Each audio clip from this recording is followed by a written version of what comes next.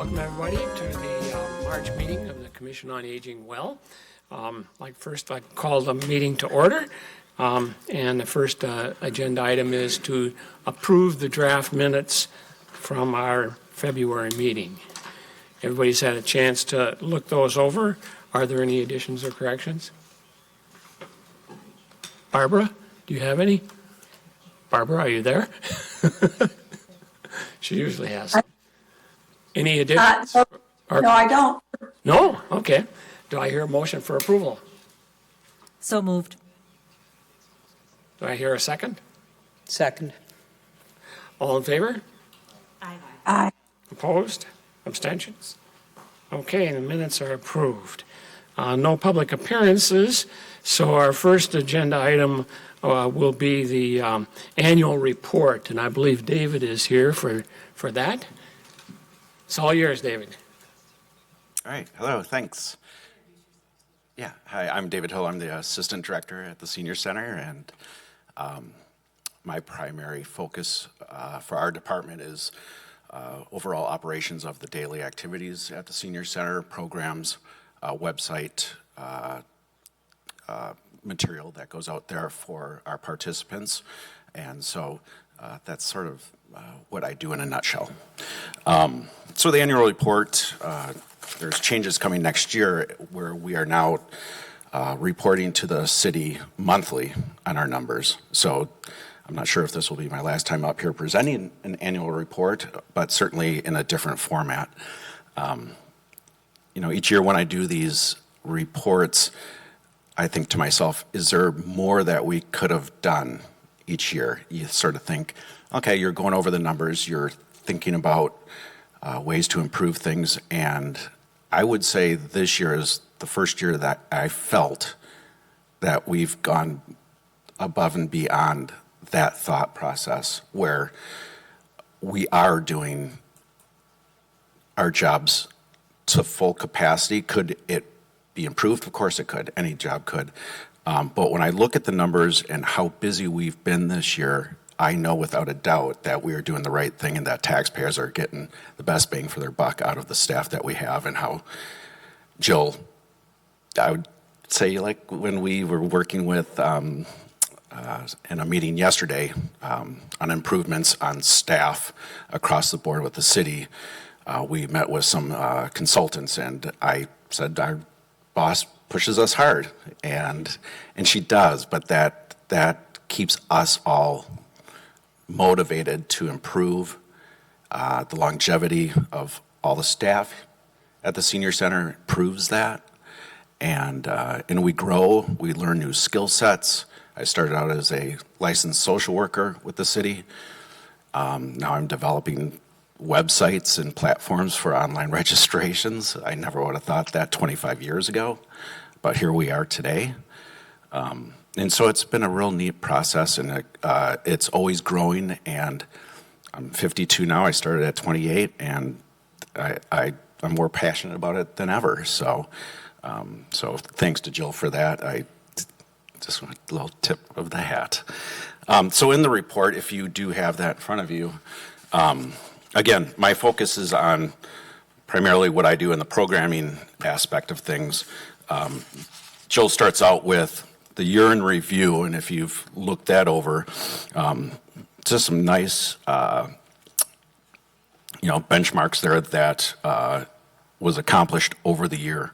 Sarah going halftime with the police department, halftime with us, has been really a great opportunity for us to, from the Senior Center side of things, to be able to have that bridge into cases, things that we never would have gotten from that department in the past. Now we have that teamwork from the police department and the Senior Center because of that partnership of having Sarah in that position. So that's been wonderful. Obviously, you know all about the fundraising for the patio. What a fantastic turnout of donations that has been, and more to come on that. The marketing brochure translated to Spanish, the vision statement and mission statement updates. all the development of senior complexes in and around Fitchburg housing, that is, integration of South Madison. Those are great opportunities, but scary at the same time. We have limitations, of course, about transportation, and so those are things that, are, center focus for us to think about this upcoming year with the growth and expansion to our department. The social work numbers are right there. They're good every single year. If you have any questions on that, I'm sure Jill could elaborate a little further as she meets with the social workers on a bi-weekly basis. And then the nutrition program is it's big every year. I'm not sure if it's more impressive, the numbers that continue to grow in terms of participants getting the meals, or the number of volunteers that have come in and helped support that program. Either way, the numbers are very impressive. Mandy does a great job of wrangling the volunteers, the cancellations, the folks that are on vacation, meal cancellations, and then getting that message out to the drivers. It's quite a process, and so when you see those numbers, they're big, but the behind the scenes is even bigger, and so those numbers are very impressive. And again, if you have any questions at the end. And then over to the programs page, where that's in my wheelhouse. Up at the top are the programs that we have every month. So these are just the programs that keep humming along day after day within each month. But then we sprinkle in those new program opportunities every month. And so an average of 8 to 12 new programs each month, from whether it's a business in the community, whether it's a volunteer that has a special skill set that wants to put a program on. Those are the kind of programs that really make things pop. It gets people through the doors for the first time, potentially. They see what we're all about.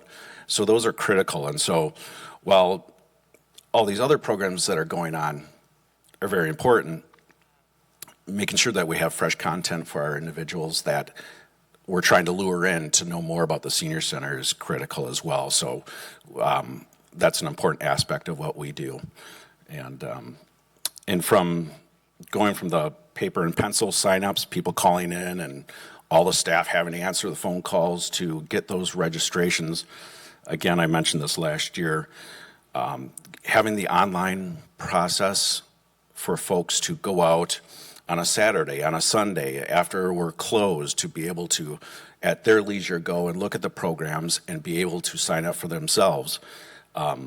I see that because, it pops up in my emails. When someone signs up for a program, it gives me an alert, so I know when people are doing this. There are timestamps on these registrations, and so we have those numbers to back that up, that people are signing up at all times of the day, and that is what people want. That's what we should deliver, and I think we're hitting those benchmarks. Our numbers are for the e-newsletter, right down here, I think, for 2022, December 31st, 929 registered for the e-newsletter. And as I came up here this morning, I took a look at that, and we're at 1110 as of today. So we're averaging over 40 new registered participants for the e-newsletter every single month. And that's part of the the motivation. It's exciting. I mean, who wouldn't be excited about that? The open rate, the revenue at the bottom of $32,000 for just the health and wellness aspect of what we do, the aerobics, the yoga, the line dancing, the ballroom basics for balance. I know I'm missing some there. Cardio drumming. They're big programs. They have an impact. People are deciding, hey, let's participate at the senior center. There's the YMCA. There's a Princeton club in town. There's other Pinnacle Health and Fitness. But people are deciding that, we run quality programs and they want to be here. And that says something about our department. And so that's it, really, in a nutshell. I really believe that we had a great year, and we're excited about what we're going to have in 2023 and moving forward. And excited about it. And, any questions? Okay, any questions for David? I was just going to add a few comments and just give David a lot of credit for really kind of exploding us on, the online registration piece. He spent a lot of time on his own to research Google Docs, and we work with the city. We're trying to work with the city where it's all sort of streamlined. Using a platform that they have, but we don't have that right now. So we are doing the Google Docs online registration, and it really has increased the number of people that come through the doors. Looking at that revenue, 32,000. Is that maybe that's not a wow, but when you're looking at we're only charging $20 for functional fitness and $30 for aerobics, and then we only keep 20% of that. The instructors are getting 80% of whatever we bring in. I think then it gives you a better idea of that's a lot of programs to bring 32,000, because we try to keep the programs really affordable, and then we only get 20% of what that revenue is. So that makes me feel really excited, and I want to address we have such a huge online presence now, but we don't want to leave those older adults that aren't computer savvy or are not comfortable in doing that. And so we still, Susie's intake for phone calls is still relatively high. So the online registrations, if somebody calls in, we're still going to the online platform to put them in. And so we still are doing a lot of calls, and welcoming people to call in as well. But, we are sort of in a transitional years, from going back a couple years to moving ahead, how we don't do hard copies. We don't mail hard copies. We make these baby steps, but we don't want to leave anybody behind. So we do constantly think about that. But, Dave's right. COVID really slowed things down, and we're almost back to pre-COVID, if not even more. Definitely more programs than pre-COVID. So I feel really good about the direction we're moving. I probably do set the bar pretty high for my staff, but they always meet it. So if they didn't meet it, I wouldn't keep raising it. So really, it's up to you guys. I won't lower it. But thanks for Dave for putting this together. And as he said, we picked about 4 items to put forward on our monthly report to the city now, which will be case management clients, new ones, new referrals each month. Nutrition numbers monthly, I think participation numbers monthly, probably the membership registrations in the online, the e-newsletter registrations, because it tells us, like he said, how many new people are registering to get that newsletter every month. And those statistics can be tweaked if the city doesn't feel like we're giving them the data that they want. So that just started last month. David, if you could clarify for me, under 2022 senior transportation, first line is total rides, meal site, and shopping, about 3,000. And the second line is total riders, meal site, and shopping is about 90. What's the difference between those two? Right, one's rides and one's riders. So about 90 unduplicated people rode the bus, and then we provided 2,998 rides. Does that make sense? So essentially those of the 88 individuals that partake of those ride options, they've had multiple rides, tallying up to 2,998. So one person might take one ride, but then, 15, like I've talked about, the bus bringing people over for nutrition for lunch, at least Monday, Wednesday, and Friday, it averages 18. We've had as high as 20, 21, but that's pretty typical for a Monday, Wednesday, Friday. Tuesdays and Thursdays a little bit lower, between 10 and 12, but those are regular people. We do have some folks that they don't ride it all the time. What was the catalyst for the shared services with the Fitchburg Police Department, the social worker splitting time between here and the police department? I'm curious as to what was the reason for that. And It's just something that I had thought about for a year or so. There was a lot of information when Black Lives Matters really took off, and there was a lot of, political or not, there was just a lot out there talking about the police and what they do, good, bad, or otherwise. But I know from working for the city and being at department head meetings and listening to the police reports, a lot of those police calls, they're not trained to do social work.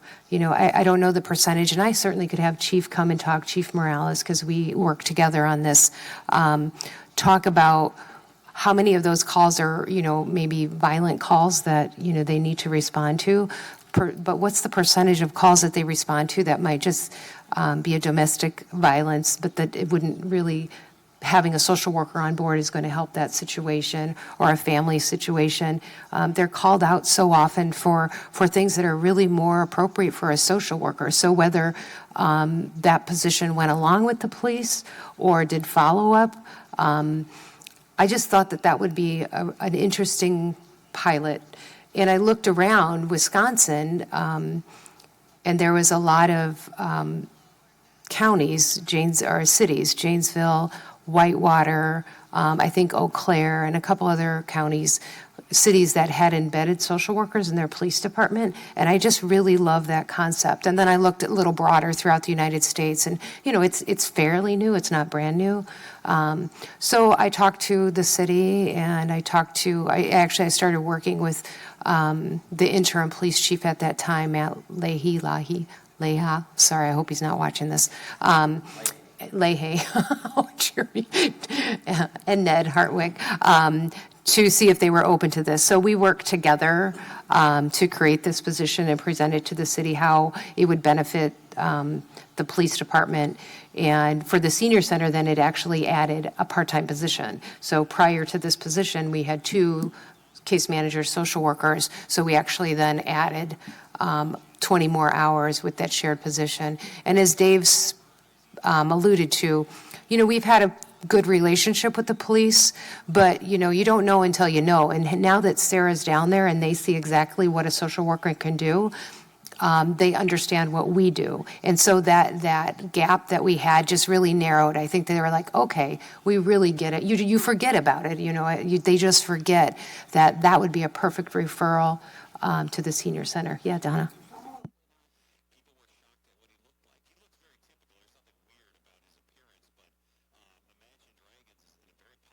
I think I would have Chief come and talk about that, and I'm happy to bring him to a meeting. I don't want to speak, it's just not my expertise and speak, incorrectly. So I'm more than happy to bring him and invite him to a meeting, because I love this position. And, we talked a lot about, should we make it full-time, or at least try to request a full-time position for the police for 2024, and we're not going to do that. We think it could use a little more time to kind of, still prove the effectiveness and the value of it, to then extend it full-time. And, and maybe this is the first of a full-time position that not only works with police, but can take referrals from anyone. So building inspection comes upon, somebody no matter what age, and there seems to be issues of maybe abuse, or, there's hoarding or whatever, that they make referrals anyway, but we can only take the older adult referrals. So anyway, I think that this position could really be of value to all city departments, the library and such. So I think we'll get through one more year, and then maybe make a case for a full-time position in 2025. Yeah. Mm-hmm. Any other question? Well, thank you, David. It's time for Senior Center Friends report. Hi, I'm Gail Schauer, and I'm reporting on the March 2nd board meeting of the Fitchburg Senior Center Friends. The Friends received $45.54 from Amazon Smile program, which has been discontinued by Amazon, by the way. The Friends funded $224.10 for clients' special needs, $61.60 for newspapers for 2 months, and $15.71 for expenses for the Fitchburg Singers. The Friends website development is going very well. We did sign on for a 2-year subscription to a website domain, and we're hoping to keep that updated. Travel Committee announces that the date of the next travel show will be June 20th, 2023. Trips sponsored by the Friends through Mayflower Cruises and Tours are going very well in that there are 44 travelers signed up already for the rest of the trips for 2023, and 8 have already signed up for 2024. The theater bus company that we were investigating will start advertising for day trips at the senior center. Day trips are something that has been requested by several of the people that go to the senior center, so we're going to give this a try and see how things go. There are 2 West Side pickup sites, and an escort does meet the bus at the venues to direct them to their seats when they get to the theaters. Preparation for the pancake breakfast for it to be held on Sunday, April 23rd from 8 to 12 is ongoing. Monetary donations to cover expenses are being sought by the committee. We haven't done this for a few years, so the cost of the expenses for food obviously has gone up, but we have not increased the price on the tickets for the breakfast. It's $10 for adults and $5 for children. We encourage everyone to bring their family and friends to the pancake breakfast, and hope to see all of you there. The patio update. 3D schematic of the proposed patio was ordered to be drawn up to assist with promotion and bidding out of the project, hopefully very soon. That's all. Okay, thank I you. wanted to comment on the website because I've seen it and it's fantastic. I'm so excited that the Friends did this, and I encourage them to be able to take donations online, and I think that that's been set up now, and so that's really cool. It's so I was really happy to see that, and I think the site will be live very soon if it's not already. So thanks for the work. I think Earl Fisher did a lot of that. He did a great job. So Will there be a link on the senior center one to go to the Friends one? yeah, I think there are. It's on the left side. Link is on the left side, right? Yep. Uh-huh. Yep. And this is to promote information about the Friends and to promote donations. Yeah, the link is also live on the news flash that's sent out monthly as well. So if you scroll down to the bottom of that news flash that comes into your inbox, one of the buttons will be for the Friends. It's always been there, but now it's linked to the new website. Okay, good. Director's report, Jill? All right, so, our meetings always kind of coincide with the new monthly newsletter, so jam-packed, as Dave said, really jam-packed, a lot going on. But I really want to promote an exciting program called Her Story. It's on the front page of the newsletter, and it's really in celebration of Women's History Month, and we have some amazing speakers. We are collaborating with Newbridge Madison's Diversity and Inclusion Program, and that is the organization that we've worked with mainly in the past for our Hispanic programs, Hispanic Bingo. We did a Hispanic Medicare presentation. I think we have Hispanic Bingo again next month. But trying to do more with the Black Diversity and Inclusion Coordinator. And so anyway, again, amazing speakers. It's going to be a really wonderful event in the Oak Hall room. We're going to have food and time for questions and answers. It'll be moderated by Dina Wright, who is from Madison's Diversity Inclusion Program. She's the manager. Gloria Reyes, who you might recognize, is running for Madison mayor, but the first Latino elected to the Madison School Board. Pia Kinney-James, the first Madison Black female police officer. It'd be fun to hear that story. Frances Huntley Cooper, who was recognized last night where the council chambers was renamed in her honor, an amazing woman, a Fitchburg resident, first Black American elected to in Wisconsin as a mayor. So a wonderful story. And then Margarita Avila, Executive Director of Latino Academy of Workforce Development, a native from Durango, Mexico. She does a lot of great work. So these are women that really, tackled some barriers to become great leaders in the community. And it was hard to pick. There's so many wonderful people out there that we wanted to recognize, but that would be several days and weeks. But we hope this is the first of many years to come of celebrating Women's History Month and pulling in amazing women leaders. So we hope that you will sign up and attend. So I really wanted to push that. Tax Help is going on. That's a great program. It's been going, since February all through March. So every single Friday. So I just really like that we're able to partner with AARP and offer that program for folks that just have really simple tax returns. So I won't go through the newsletter page by page, but there's a lot in there, so take your time to read that. Another thing I wanted to promote, thank you to Barbara and Linda and Nan Hoffman. We do have a survey created. I should have put it in the packet, but anyway, I'm not even on. Let me put my camera on. How about that? Anyway, this is a survey to gather information about our users. It's more about user data, and we're not really honing down like, do you like the aerobics instructor and stuff, but it's just more of a broad range of questions that collects data about our users, and then really kind of focuses in on what do we need to do better, what are we doing okay. Linda, got anything to add? I think it looks a little bit to the future too, and that's one of the things we looked at. What are we doing now, but what would people like to see as we're moving forward?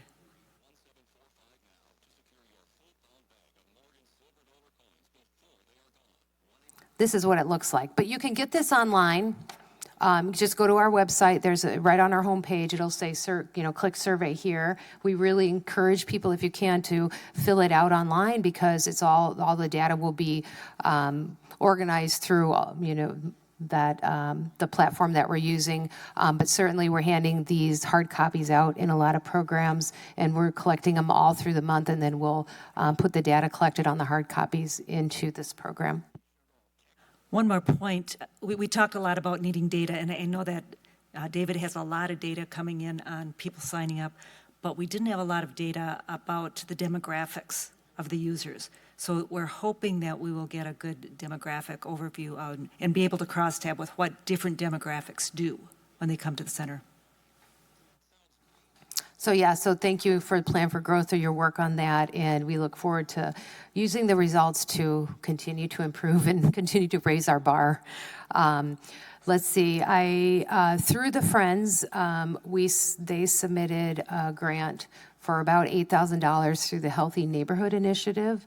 So this initiative, the Healthy Neighborhood Initiative was something that was created several years ago that identified key areas in Fitchburg that needed more support. Maybe the socioeconomics were the lower income areas that were more food deserts, and it kind of crossed all kind of things that the criteria went from housing to transportation to, economics and income and that kind of stuff. And so they identified 3 key areas in Fitchburg: North Fish Hatchery, over off Verona Road.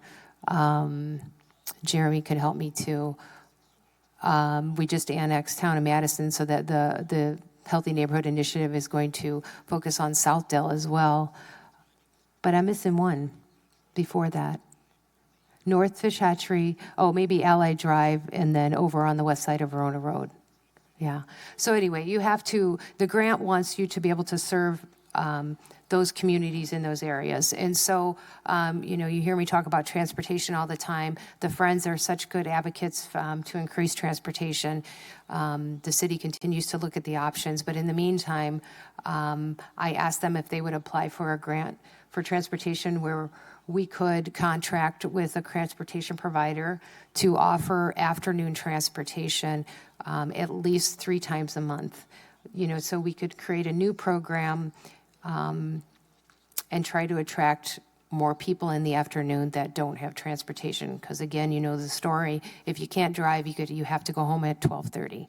And it really limits what we can do for people. And I think it plays into a socioeconomic inequity because a lot of people in these areas don't have cars and they don't have accessible transportation. And so we're really trying to do better. And so I hope to hear, I think they make decisions relatively soon. And so if the Friends are awarded that grant, then we will proceed with contracting with either a cab company, a bus company. Transportation is hard right now to find providers. It's not easy, particularly even wheelchair transportation. So hopefully we'll be able to move forward and do something. I'm confident we will. I'm just not confident what that transportation is going to look like. Questions? Okay. Update on the patio. You all got the renderings. I didn't get those in time to include in the packet, but it really was nice to see a beautiful visual of what that patio will look like. And thanks to the Friends for really committing over $10,000 to hire Parkitecture to do those designs, to help us create the proposal for the bid, and to give us those cost estimates. And so we successfully fundraised $62,000 in about 3 months. And it was just wonderful. And then I had some legacy funds. I was going to kick in $10,000. We made a commitment. So that brought us to 72. When the estimated cost came back maybe 2 weeks ago, it was around 92. And so we are going to reopen our fundraising campaign and try to raise a little bit more money. There was things in there, as you all know, if you've ever done an addition or any kind of building, you start to add the bells and whistles and they add up quickly, and then you don't want to take them out because they look so wonderful. So it did end up being a little bit more expensive, but I think, when you look at long-term having this new beautiful space, we want to do it right the first time. So I took the concrete planter out, but I couldn't take anything else out. So anyway, I feel good about this. We're able to put the bids out because I can commit more in the legacy funds towards the project, that the city feels comfortable that there is money available to pay for this project if we didn't get any more funds through our fundraising campaign. So in April, we'll kick this off again, and we will just keep it open until we reach the amount we want to reach. And in the meantime, the city is comfortable with us moving forward on the RFP, so I'm working with Public Works to get that together. We did already get approval from ProMega, so that was our first hurdle, so that was great. It'll go to planning next week. Planning's just looking at the design. Then when the bids come back in, then it'll come for approval before the Commission on Aging. And in the meantime, I'll just kind of keep you updated with some of those pictures. And so that's very exciting. First, it was really devastating when I saw the cost. Then I was like, yeah, we can do this. And it's going to be a beautiful space. So, and then lastly, the CIP papers are out, and those are for the capital improvement projects. And so we'll be working on that. Hope to work with Fact TV for AV needs, looking at where money needs to come out of budgets for senior center, rec, and community center. When we look at some table replacements and chairs and maintenance of the building, we'd like to be able to just have this a little bit more clear in our budgets, whether it comes out of a CIP or not. So we met with finance last month to talk about how we can better make a sustainable plan that has replacement money in it for these sort of things. So hope to kind of streamline that. And then lastly, I continue to work on policy. I kind of had a little pause here, but Pam and I are going to meet tomorrow about kind of a room policy, program policy. There's just some things I want to streamline that. Dave and I have talked a lot about an advertiser policy based on, the conversation we had here at the commission level last month. And I think it was a good conversation of things pointed out, like what are we giving our sponsors, but just have more of a, some guidelines. So when sponsors want to do more, we can say yes, no, this is what it looks like, this is what it costs. So I want to kind of dive into that pretty deep too, because we have a lot of good opportunities for advertisers. I think we're getting more advertisers than ever, but more advertisers is more pages, and how are we paying for this? And then do we want a newsletter full of advertisers? So just a lot of different things to look at. And with the online presence now being so high, that's a double boost. We just used to have a paper copy, and you could go online, but our online presence for these advertisers, I think they get a lot for what they pay for a subscription. So we'll be looking at that and hopefully clean that up for next year when we solicit for advertisers. So that is all I have. Okay. Is there an update on the meal situation? Thank you, Paul. That's a big update. So we had met with the county. Consolidated is back, our former caterer.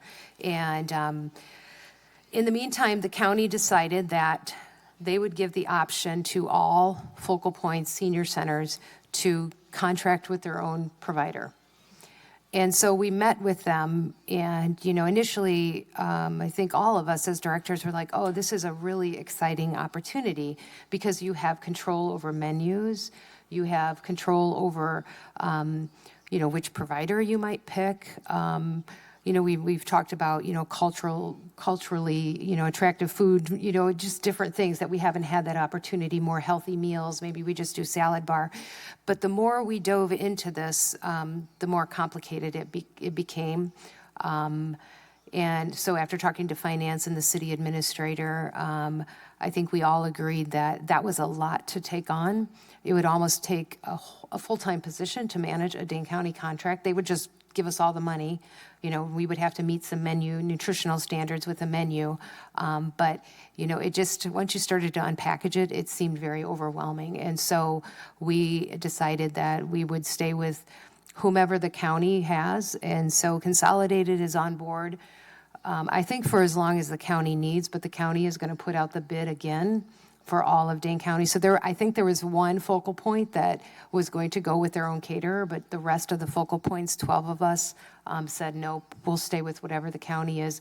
And I said, give us a year. You literally gave us 2 months to make a decision and try to implement our own caterer by July 1st. And that there's just way too much details that needed to be worked out before we could do that. I would like the year to sort of investigate how this might work and, really understand what it would entail to manage a contract.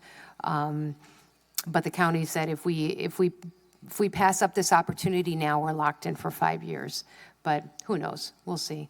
So I think the county will be putting out that big contract for bid. But the difference is this time they're going to allow multiple bidders to take on different areas. And they will decide what those areas look like. So maybe a caterer covers McFarland, Monona. They'll just kind of do it by territory. So we'll see. But thanks for asking, Paul. I forgot about that. I wanted to put that behind me.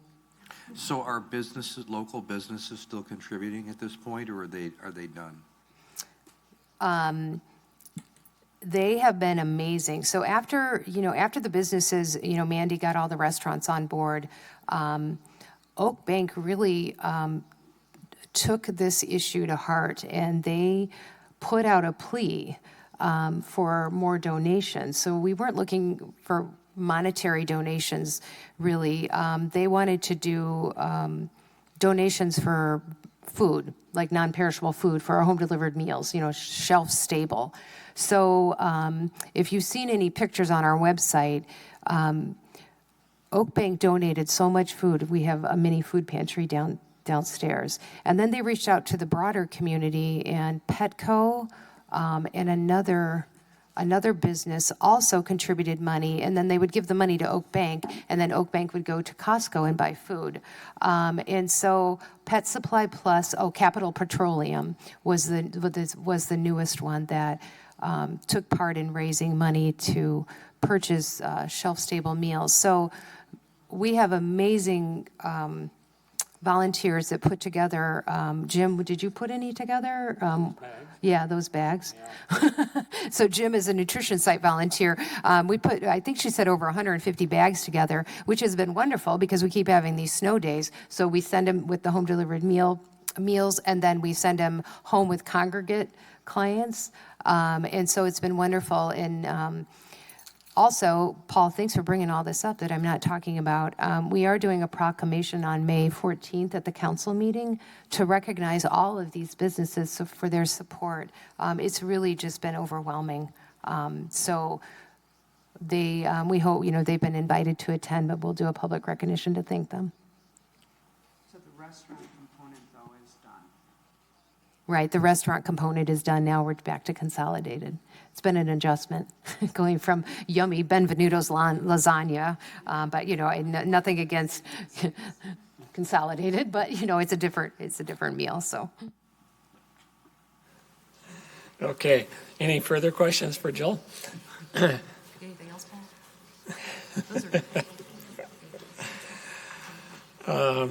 Okay, so are there any announcements that anybody has here at the end? If not, our next meeting will be... Oh, yeah, thanks. That was the announcement. Our next meeting will be April 13th. Do I hear a motion for adjournment? I would second. Okay, moved and seconded. All in favor? Aye. Opposed? Meeting adjourned. Thank you very much, everybody.